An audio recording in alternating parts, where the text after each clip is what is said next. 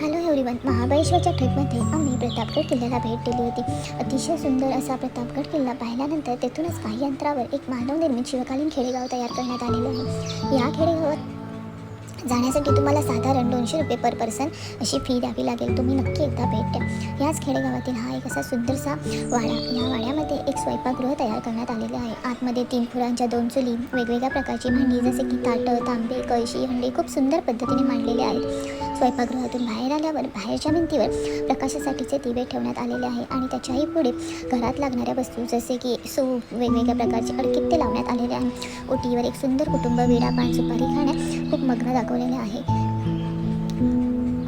पुढे हा एक लाकडी पेटारा आणि त्याच्या पुढे हे माझं कुटुंब जे झोपाळा घेण्यात खूप मग्न आहे.